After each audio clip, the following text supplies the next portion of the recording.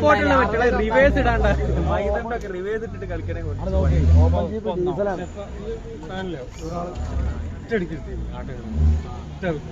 എന്തായാലും ഒരു 1,20 ഉള്ളിൽ പോകുമ്പോഴേ കയറും. 1,20 ഉള്ളിൽ കയറും.